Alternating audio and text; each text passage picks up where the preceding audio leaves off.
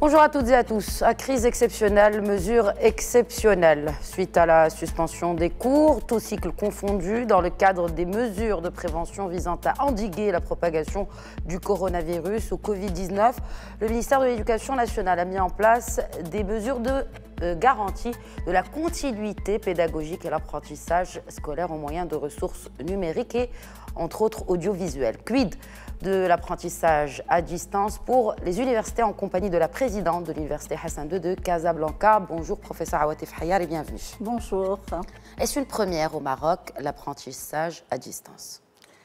Non, l'apprentissage à distance existe au Maroc bel et bien dans les différentes universités, mais nous sommes en train de parler de l'apprentissage en ligne massif. C'est-à-dire nous parlons de centaines de milliers d'étudiants et d'élèves.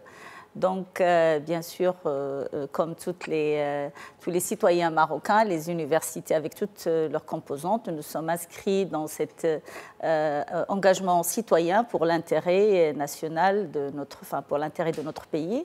Donc, suite aux différents communiqués du ministre de l'Éducation nationale, la formation professionnelle et enseignement supérieur et recherche scientifique, le premier concernait la mise en place de mesures sanitaires, d'hygiène, de prévention. Et le dernier, c'est le 13 mars, qui concernait l'arrêt de cours en présentiel et le basculement sur le mode d'enseignement en ligne. Donc, est-ce que nous sommes outillés justement au niveau des universités en l'occurrence, mais également les étudiants pour suivre justement ces cours à distance? Eh bien, c'est ce que nous sommes en train de mettre en place. Donc, comme je vous ai dit, suite au communiqué de Monsieur le ministre le 13 mars, déjà le 13 mars, nous avons, au niveau de l'université Hassan II de Casablanca, mis en place plusieurs actions. D'abord, la première qui était antérieure au 13 mars et qui concernait les mesures préventives concernant tout ce qui est mesures d'hygiène. Donc, nous avons mis en place un poste de coordination préfectorale en concertation avec les autorités locales au niveau de la présidence de l'université et des 18 établissements pour assurer le signalement de tout cas suspect, donc d'abord auprès des médecins des différents campus de l'université. Nous avons 18 établissements, 3 grands campus, Oud El Jadida, Ben Msikaïn Sibaï, Mohamedia, avec le centre-ville, avec les facultés de médecine et médecine dentaire. Donc au niveau de tous ces campus, nous avons des médecins au niveau du campus. Donc il y a une procédure de coordination en interne entre les établissements et les médecins et avec les autorités. Donc ça, c'est en ce qui concerne le signalement, comme j'ai dit, de tout cas suspect et les mesures préventives. Bon, maintenant, concernant les mesures d'enseignement en ligne, comme je vous ai dit depuis le communiqué du 13 mars, nous nous sommes réunis le lendemain, le 14 mars, donc c'est un samedi, avec tous les chefs d'établissement de l'université Hassan II et la présidence, et nous avons mis en place un plan d'action. Donc ce plan d'action consiste d'abord à créer une cellule ad hoc au niveau de la présidence de l'université, au niveau du département système d'information, qui travaille avec des cellules au niveau des différents établissements, donc pour mettre en place, pour coordonner un plan de coordination pour le lancement des cours dès aujourd'hui, c'est-à-dire dès le lundi 16. Donc aujourd'hui, nous avons dans tous les établissements de l'université Hassan II des cellules qui travaillent pour accompagner les professeurs à mettre en place les cours en ligne. Donc, ces formats sont multiples. D'abord, sous forme de documents, PDF, PowerPoint ou vidéo, qu'on met en ligne sur différents supports en ligne existants, soit de l'open source, soit du propriétaire. Et donc ça, c'est au niveau de tous les établissements. Il y a des professeurs, nous avons, pour vous dire par exemple, nous avions avant autour de à peu près entre 5 et 10% de cours en ligne.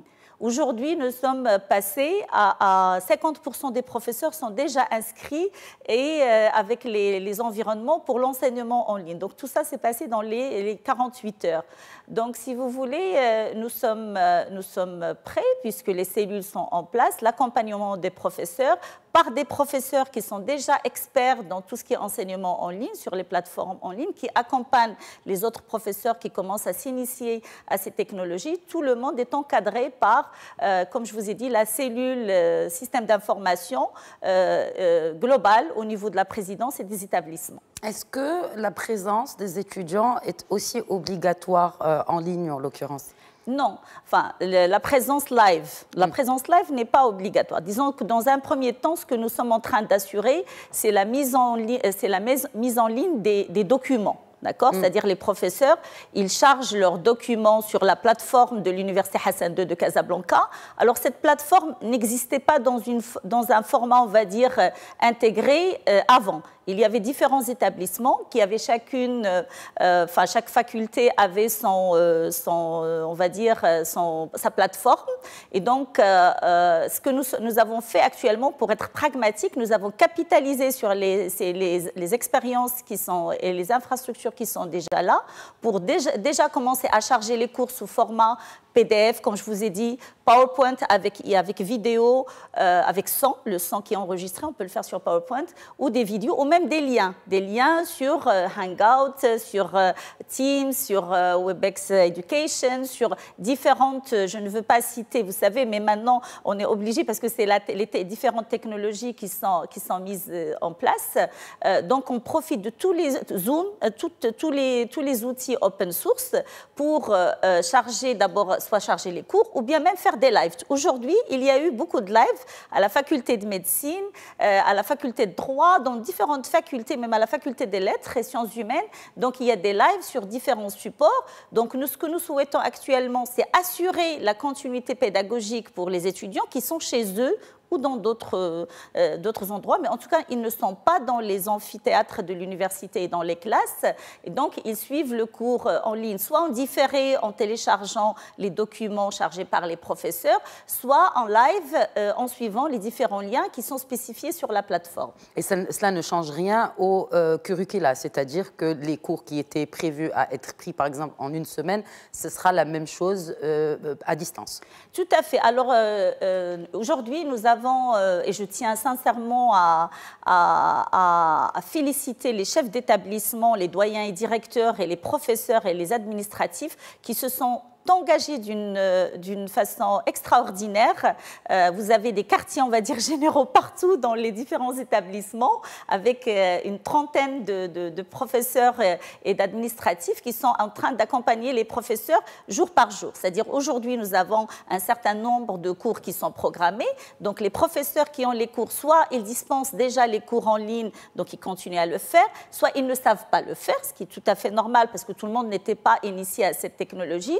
Donc, ils viennent à l'université, ils sont accompagnés pour charger le cours sur la plateforme, pour le rendre disponible en différé, c'est-à-dire dans l'après-midi ou la soirée, pour les étudiants. Donc, ce que nous avons décidé, c'est que chaque jour, on met en ligne les cours qui étaient programmés dans la journée, soit live, soit en différé au mode de chargement de documents. Et les étudiants, vous sentez qu'ils adhèrent justement à ces mesures-là, à ces mesures exceptionnelles, rappelons-le.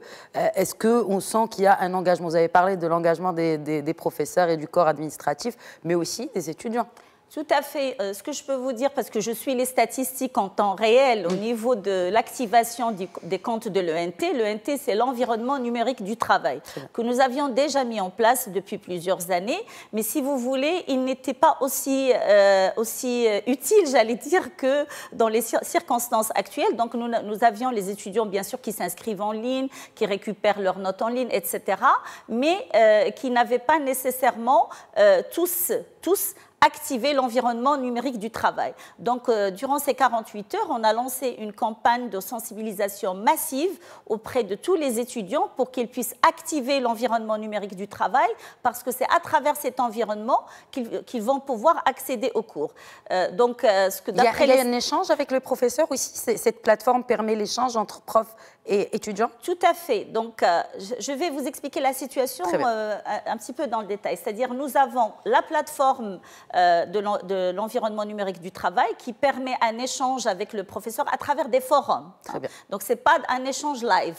C'est à travers, c'est-à-dire le professeur charge le cours, après il y a des échanges avec les étudiants, il répond aux questions ou les étudiants entre eux discutent le contenu du cours. Donc ça, c'est à travers l'environnement numérique du travail. Mais vous avez d'autres canaux, on va dire, parallèles qui permettent aussi de dispenser des cours en ligne, notamment bon, je suis obligée de citer, comme je vous ai dit, soit Hangout sur Google, soit Teams, soit d'autres. Donc, les professeurs, ils communiquent à travers mail ou à travers WhatsApp ou à leurs étudiants les liens, ou à travers Facebook, la page du professeur ou de l'établissement, les liens live, et les étudiants se mettent sur les liens au rendez-vous spécifiés pour suivre le cours en ligne. Donc, il y a actuellement différents canaux.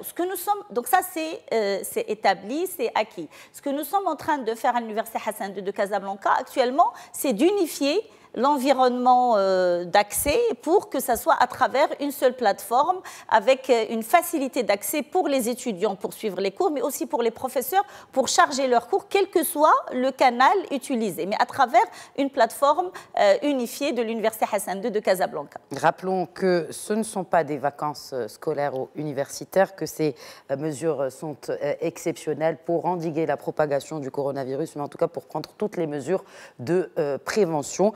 Je rappelle également à nos chers téléspectateurs que le ministère a mis à disposition aux élèves et aux parents, et tous cycles confondus, pas que le cycle universitaire, comme vient de nous le détailler professeur Hayar, un numéro vert qui est le 08 40 11 22. 08 40 11 22. Merci beaucoup, professeur Hayat, de nous avoir expliqué. Et puis, souhaitons bon courage à ces professeurs qui se sont mobilisés pour, en tout cas, continuer à transmettre le savoir à nos étudiants dans les universités. Merci beaucoup, et merci à vous aussi pour votre engagement pour l'intérêt général et national. National, c'est notre devoir à tous. Merci encore. Merci de nous avoir suivis. Très bonne suite des programmes sur notre antenne.